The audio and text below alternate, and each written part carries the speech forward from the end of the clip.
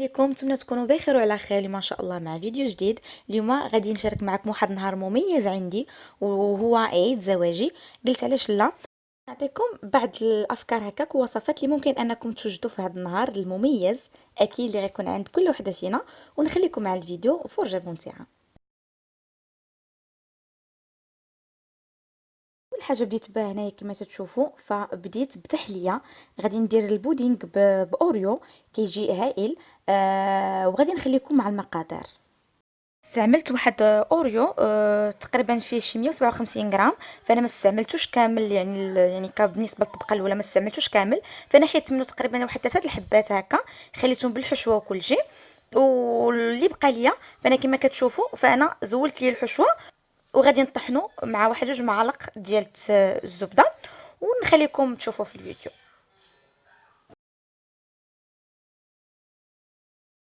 فانا غنستعمل هاد الكؤوس هادو، كيجيو على هاد الشكل. نتوما ديروا اي شكل عندكم. فغنحاول نفرق هاد الكميه في هاد الكؤوس.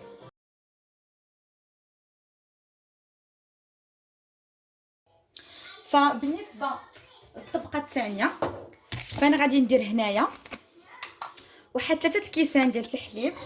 بعد ما كنديروا 3 كيسان ديال الحليب غادي نديروا 4 المعالق ونص ديال النشا. فانا هنايا بعد ما درت 4 المعالق ونص ديال النشا، فانا ما كانش عندي نشا كامل، كملت غير بالدقيق. فانا غادي نحرك غير باش ما يلصقش لي داك النشا في القعر ديال هو تيلصق والفرص. وغادي نضيف هنا السكر، ما غنستعملوش لان ديجا البسكوي يعني حلو.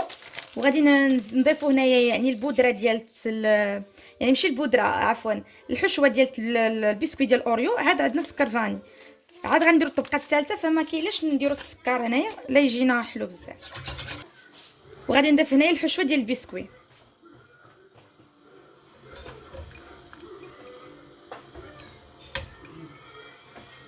نحرك.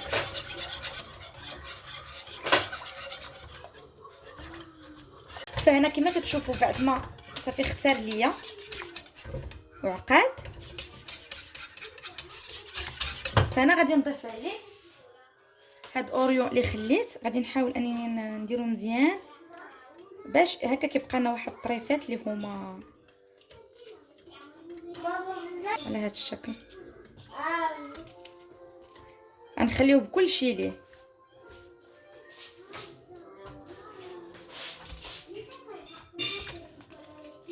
انا دابا غادي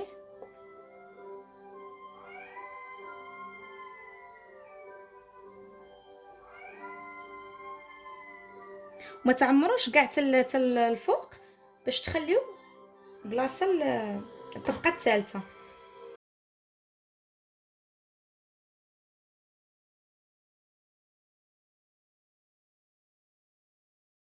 فبالنسبه للطبقه الثالثه، فانا هنايا غادي نستعمل، فدرت هنا واحد الكاس ديال الحليب.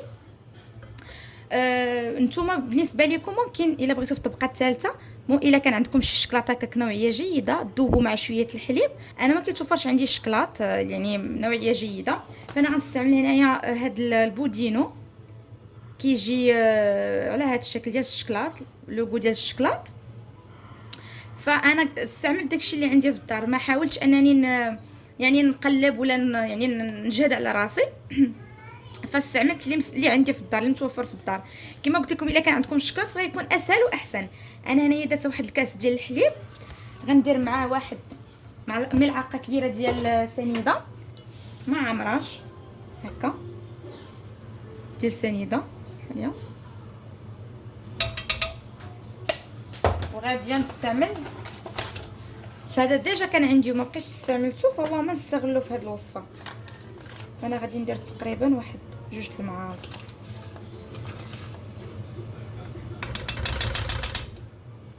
صافي غادي نخلط ونشعل على العافيه. فبالنسبه للطبقه الثالثه دابا غادي ندير هذاك او الفلان ولا كنقولوا ليه او البودين. ندير هاد الشكلاط.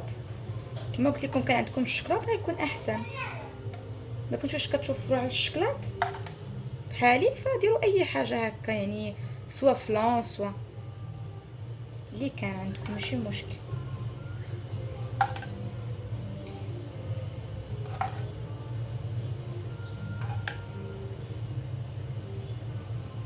فمن الاحسن ما ديروا الطبقه حتى تجمد لكم الطبقه الثانيه. فانا راه خليتها واحد المده حتى ساليت شغلي، عاد درت الطبقه الثالثه، لان انا غنخليها في الثلاجه يعني ما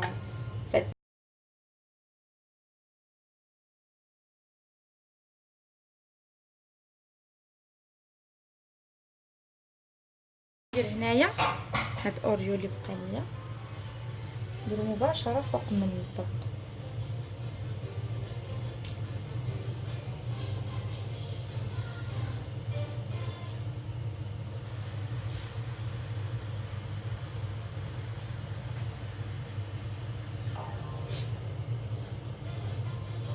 صافي وغادي ندخلو للثلاجه. بالنسبه للطبق الرئيسي غادي ندير هنا البصيله ديال الحوت، وغادي نخليكم مع المقادير.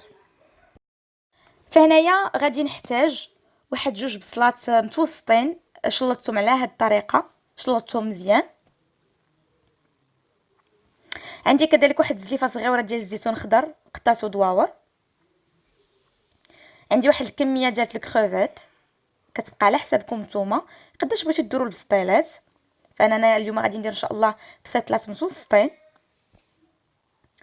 وعندي كذلك هنايا واحد الكميه ديال الكالامار قطعته. عندي واحد ربع حامضه مصيره قطعتها حتى هي، حيت اللب ديالها وقطعت القشره ديالها.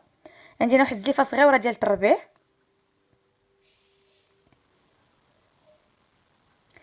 عندي هنايا حوت الابيض، اي نوع كتفضلوا واي نوع متوفر عندكم. عندي تقريبا هنا واحد جوج معالق كبار ديال الهريسه. وهنا غنستعمل واحد جوج علب ديال الفطر المعلب. هنا استعملت هاد النوع هذا، تيجي شويه باين يعني تيجي شويه باين، كيجي كبير طروفه كبار. وعندي هنايا الشعريه الصينيه والفرميسيل. غنحتاج هنا واحد شويه الزعتر. كتوابل هنايا عندي العطريه ديال السمك، عندي معلقه كبيره ديال الخرقوم ومعلقه كبيره ديال التحميره، شويه الابزار والملح على حسب الذوق. وغادي نحتاج هنايا واحد جوج فصوصه ديال الثومه. واكيد غنحتاجو زيت الزيتون. هنا اول حاجه غادي نبدا بها، غادي نبدا بهاد الشعريه الصينيه، نخليها هنايا في هاد غادي ندير عليها الماء طايب تغلى. هنايا في مقلاة غادي ندير شويه زيت الزيتون. ممكن بغيتو تخلطوا بين الزيت العاديه والزبده ممكن تستعملوها. انا غندير نكتفي بزيت الزيتون، وغادي نضيف هاد الكميه ديال البصله اللي عندي.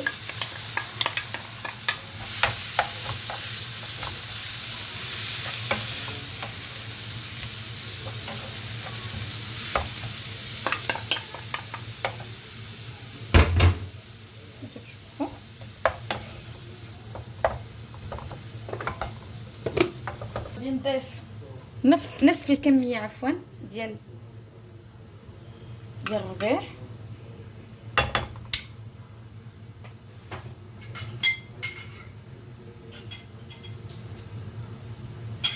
كتوابل غادي ندير الملح، شويه الملح، وغادي ندير الابزار، وغادي ندير التحميره، ندير شويه الخرقوم.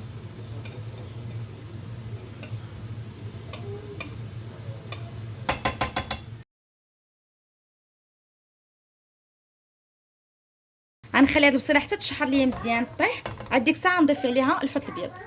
هنايا عفوا ما رازت معاه واحد الفص ديال الثوم حتى هي، فرمته وزدتو على هاد البصيله. فهنايا بعد ما ولات لنا البصله على هاد الشكل كما تشوفوا، نقص عليها شويه البوطه. فانا غنزيد عليها هاد السمك الابيض، فكما كتعرفوا من الاحسن ما تحركوش بزاف حيت راه كيتفرتت. حاولوا ما نحركوش بزاف. غادي نضيف عليه هنايا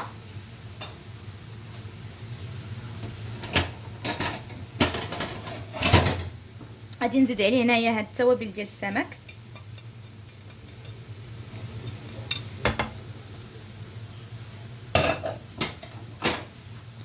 وغادي نخليه يطيب، نحركو غير هكا بشويه.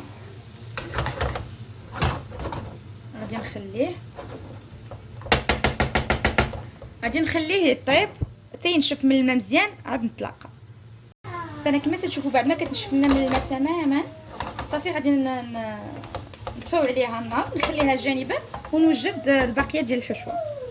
هنايا في نفس المقلاة بعد ما حيدت داك الحوت ديالنا غادي ندير واحد شويه ديال زيت الزيتون. شادي البوطه. غادي نضيف هنايا هاد 2 علب اللي عندي ديال الشامبينيون. ممكن تستعملوا غير علبه وحده، فانا تيعجبني هاد النوع ديال الشامبينيون ودايره حتى كميه قليله ديال الحوت، فغادي نزيد شويه غادي ندير هاد الشامبينيون غندير فيه 2 علب.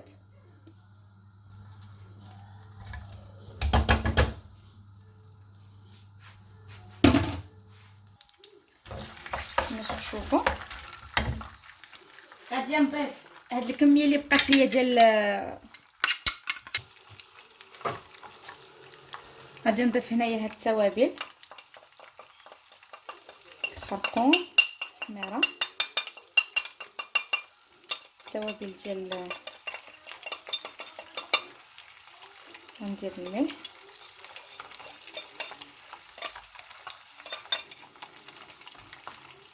فالملح من بعد نذوقوا الا كان خاص راه غادي نزيدو. غنضيف هنا الابزار لانه مبقاش ليا، نضيف هنا الابزار، نخلط.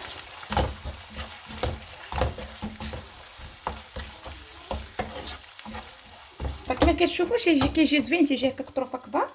انا غادي نحاول انني غير هادي نقطعهم على 2، يتبان ليا كبيره نقطع هكاك على 2.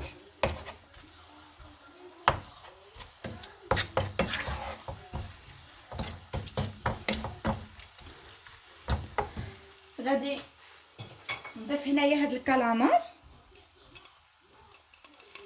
فانا حاجه وحده نسيت، ما درتش شويه الحامض في الحوت، نسيت ما زدتوش. انا غادي نديرو هنايا وغنديرو شويه بالزيت باش هنايا عندي عصير ديال الحامض، شفتوا عصير ديال الحامض. غادي نضيف هاد الحامض كذلك مصير، قطعته هكا.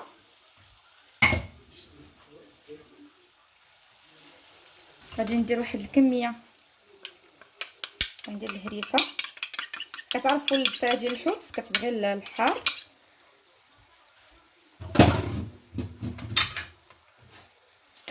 غادي ندير كذلك هاد الزعتر، كيجي غزال، واحد معلقه صغيره ديال الزعتر. وغنضيف هاد الثومه اللي بقات ليا حتى هي غادي نضيفها. صافي غادي نخلي هادشي يتشحن مزيان تنحس بالكالامار دخلو الطياب بالطاب. عاد غنزيد عليه الكروفيت. فالكروفيت كما شفتوا راه دغيا كيطيب، وديجا عندي صغير فدغيا غادي يطيب. غادي نسد عليه نخليه يطيب ليا شويه وهانتوما معايا. فهنا بعد ما الكالامار ديالنا طاب دخلو الطياب، غادي نضيف دابا هاد الكميه ديال الكروفيت اللي عندي. غنخليه غير واحد 2 دقائق يطيب. وغادي نزيد داكشي اللي بقى ليا، غنزيد الشعريه الصينيه والزيتون اللي بقى ليا. نزيد شويه البوطه. فهنا بعد ما طاب ليا الكروفيت فدغيا تيطيب، لان كما تشوفوا عندها صغير. غادي نضيف عليه بعد اول حاجه غادي نضيف عليه هاد الزيتون اللي عندي، وغنضيف كذلك الفرميسيل بعد ما قطعتها. غنحاول ندخلها في هاد لاصوص.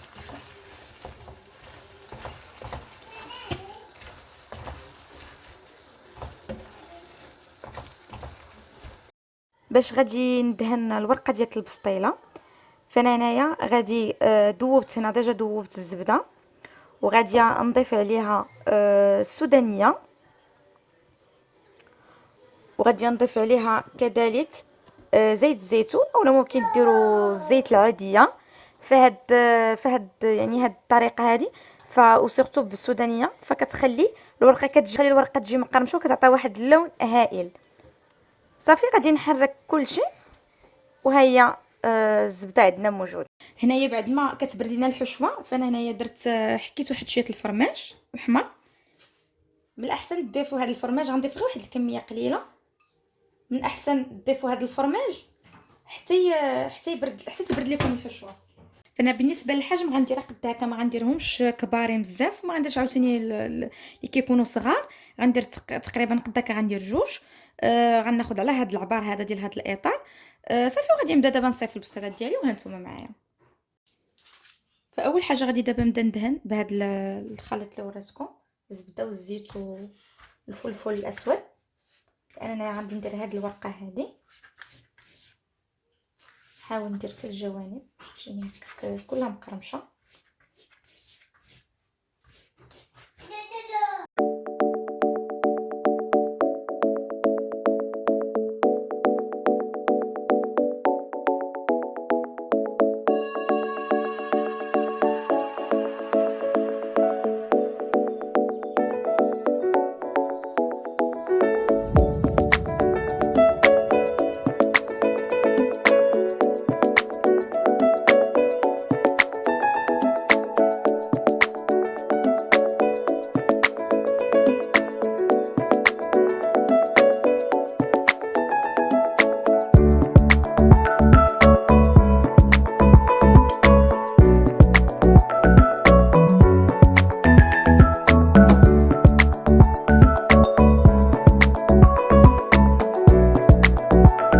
هنايا بالنسبه للسلطه اللي غادي ندير، فغندير سلطه مكسيكان.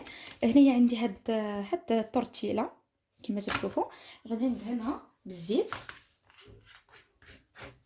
هنا بالزيت، عندي زيت والزبده.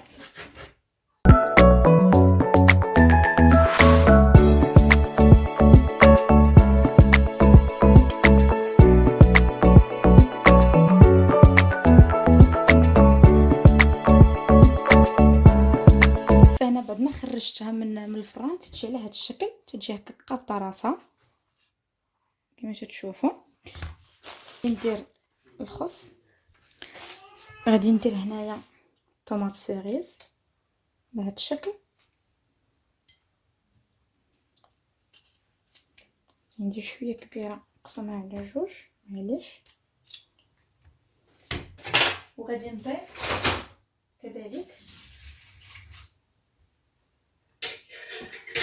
كذلك هاد الجبن الفيتا هذا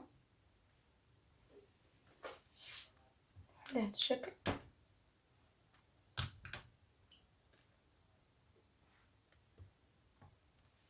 بهذا الشكل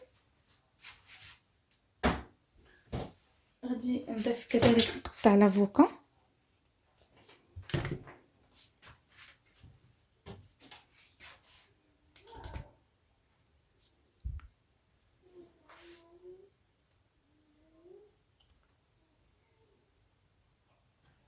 بهذا الشكل هي.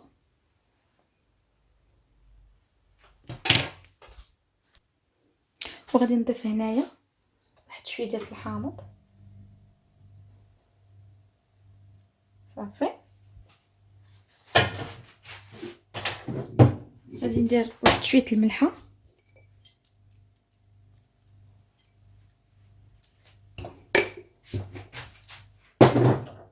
ندير شويه الابزار، شويه، وندير القليل ديال شويه الطريقه. انا غنحاول ندير لها